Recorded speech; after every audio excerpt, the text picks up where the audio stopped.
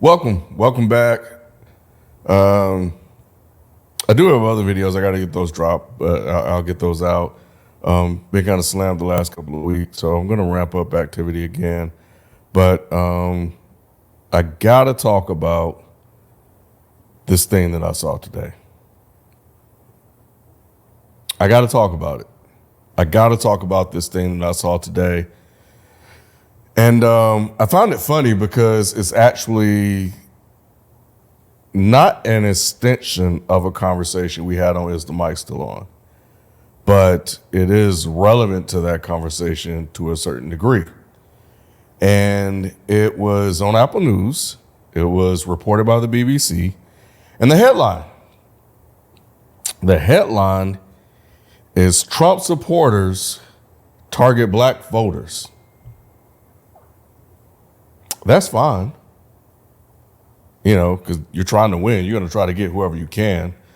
The issue is the close of this headline. The last four words with fake AI images. What are y'all doing? Y'all don't have to do this. Y'all don't have to send fake photos of Trump with black votes generated by AI.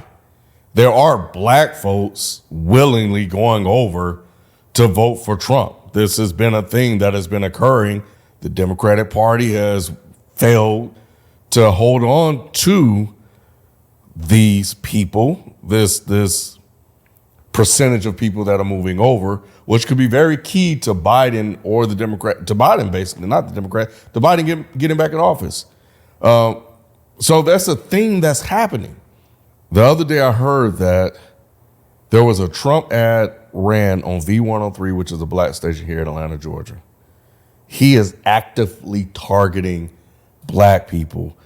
And now is a good time to strike because black people's morale, there are some, not all, I gotta say it, not all. The morale is low with the Democratic Party, so you can snipe some folks.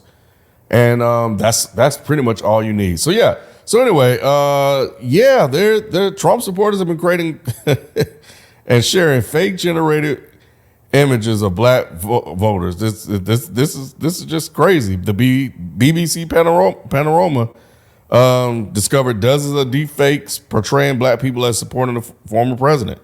You know, he's definitely been trying to get black voters for show. But this is insane. I don't think this is necessary. I think that he could just continue to do what he's going to do.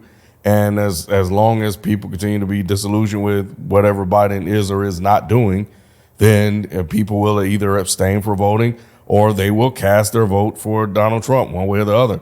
I'm just talking about the things that I see. I'm not saying what a person should or should not do. That is up to them. That is their call to make.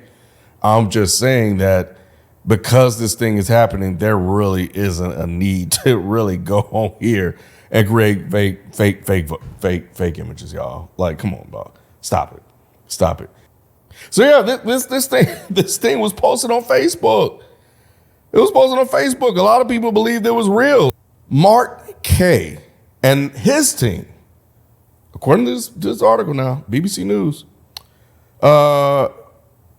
conservative radio show in Florida, created an image of Mr. Trump smiling with his arms around a black woman at a party. Shared it on Facebook. This guy has over 1 million followers.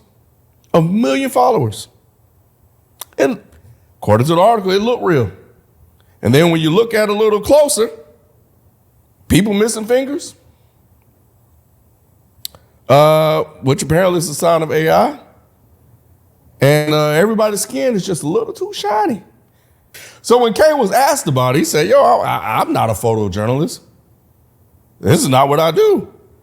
You know, I tell stories. I just talk about stuff. This is what I do. I talk about stuff. But yet you post this article, you attach this image to it generated by AI, which seems very intentional if your team did it.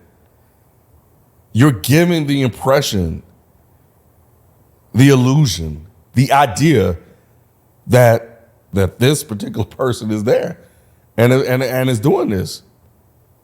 So yeah, I mean, you're not a photojournalist, but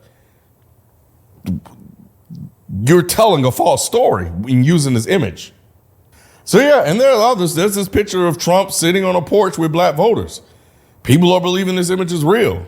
When people see this image, some people that are out there that believe that Trump is supportive of the community will see this will like, see, I told you so. So that is the type of thing that is doing, but I'm saying that they don't even have to do that. These people already believe that. You don't have to convince them any further. But the thing is, you may convince another person and so on and so on. And then you get this snowball effect. Already right now, there's a poll that was done, a recent poll by the New York Times and Siena College. And they found that in 6 key swing states, 71% of black voters would back Biden in 2024, which is a drop from 92% nationally that happened in the last election. That difference there that you're accounting for doesn't mean that they're going to vote for Trump.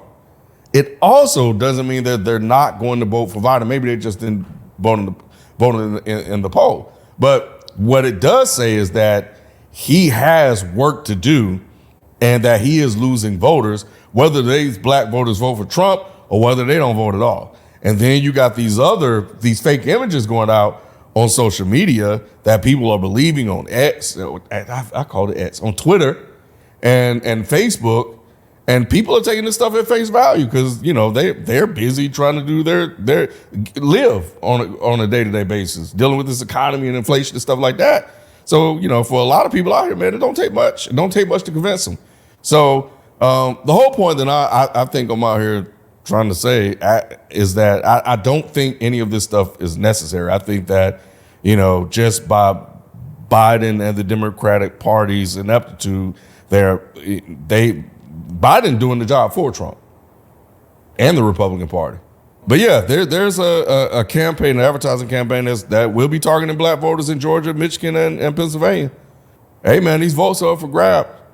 And Trump and his team are fully aware of it. This man wants to get in office. He's doing whatever he can to do that. Biden, are you willing to do the same? Democrats, are you willing to do the same? And if you are, what are you going to do? Because, hey, it's wavering, bro. And y'all got a lot of work to do. Or this thing, it's going to be a wrap.